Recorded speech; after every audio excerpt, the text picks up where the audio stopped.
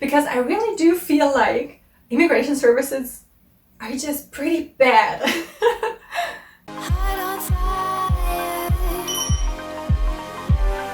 Set my heart afire.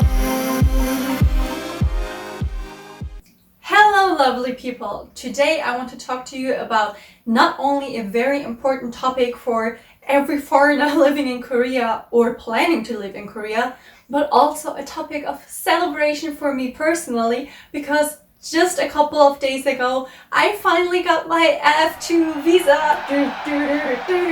F-2 visa. For those of you who have no idea what the F-2 visa is and why it is such a happy occasion for me, the F-2 visa is the residency visa for Korea. That means that it is one of the most freeing and liberating visas that you could have as a foreign resident in Korea. And that is because it is not bound to your activities. What does that mean? Well, to get any kind of student visa or language training visa here in Korea, you have to be enrolled in a school, you have to pay your tuition, and you have to attend the classes and even uphold a certain GPA. And if you want to have one of the professional visa, like of the E series of visa, you have to have a job, you have to have a contract, work. So yeah, you always have to do some kind of activity to be granted one of those visa. But that is not the case with the F-2 visa, because now you could just live as a homeless and jobless person in Korea and nobody can touch you.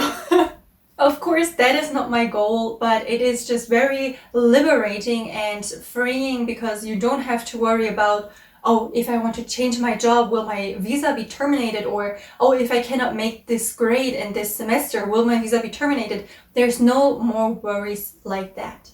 The second great thing about the F-2 visa is that it gives you enormous freedom in your economic and your financial activities. Again, if you're on a student visa here in Korea, not only is the sort of part-time job that you can do very, very limited, but the school could just actually forbid you from doing a part-time job at all.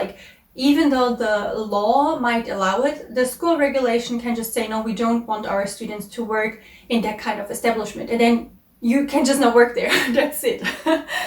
Same with a lot of the E-series visas. Usually you have one contract with one company where you work and you get your pay, but you cannot do any additional freelance work, you cannot do modeling work, you cannot do tutoring work. You are really just dependent on that one source of income and nothing else. And as I said before, if suddenly your job is terminated, not only will your visa status be terminated on an E7 visa, for example, the visa that I had before, but also I would not have any additional income sources. So you're pretty much screwed at that point. And last but not least, another great thing of the F-2 visa is that if you have it for 3 consecutive years in Korea, you can actually apply to change it to the F-5 visa, which is, lo and behold, the long-term residency visa, which pretty much gives you the same status as a Korean citizen in many aspects of your life. Also, you only ever have to extend or renew the F-5 visa every 10 years, so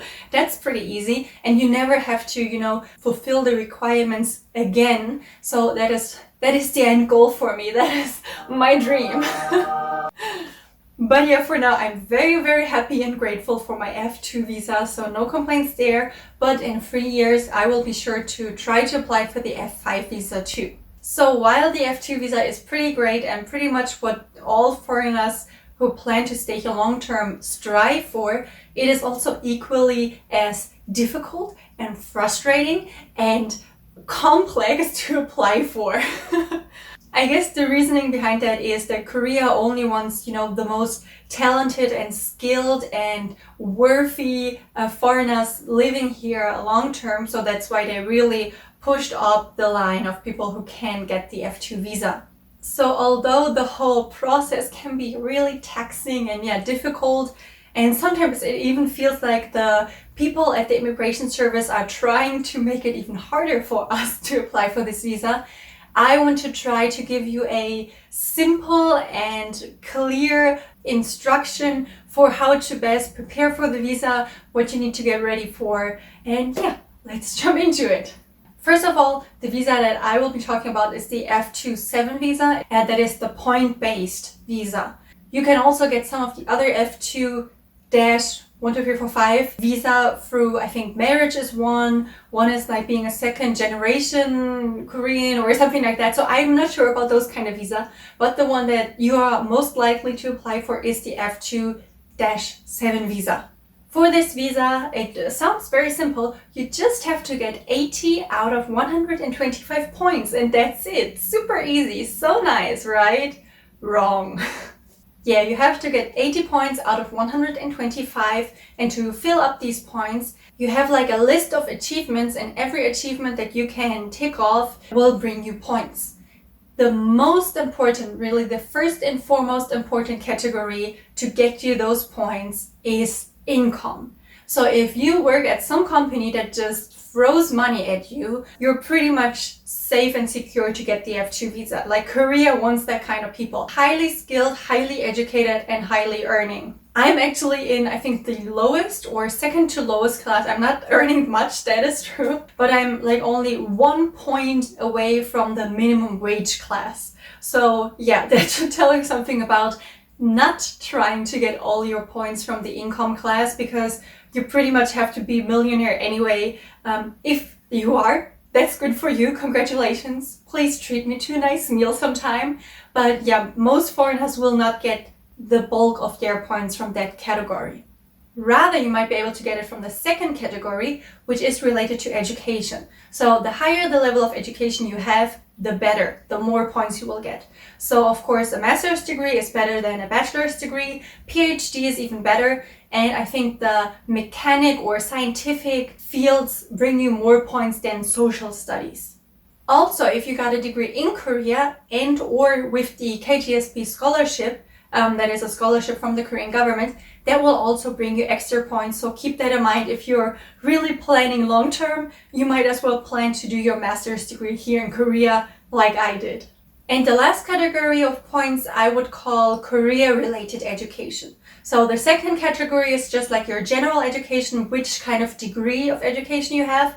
The third one is testing your Korean language ability. So for example, a topic test, the test of Korean proficiency. Test of proficiency in Korean. Oh my god. Well, it's not an English test, it's Korean test. The higher level you get there, the better. There's also the KIP program or KIP classes, which not only teach you Korean, the Korean language, but also about Korean culture, Korean history, about the country. So those are the 3 areas in which you can train yourself and educate yourself and try to be better and better to get more points. And as I said, I personally think I got only 1 or 2 points, like literally 2 points in the income area, because my income is just not that great. But also they're very strict in judging your income. In the second area, I think I got most of my points because I do have a master's degree. I did get it in Korea and I did get it with the KGSP program. So it's like plus, plus, plus, plus. And of course I have topic level 6, which also gave me enough points in the third category. And a no-brainer here, if you have any misdemeanors, if you stayed in Korea illegally, if you have any criminal record, that will diminish your points and they might just not give you the visa if you have a criminal record.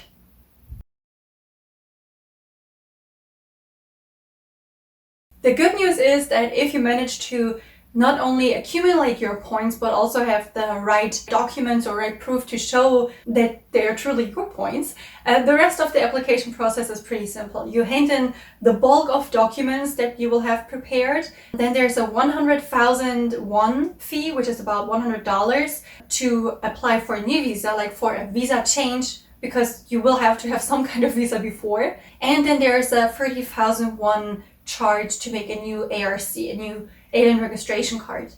Apart from that, it's pretty much the basic stuff that you have to bring to the immigration service anyway. So a new photo for your new ARC, your passport, just an application document. So that's pretty basic.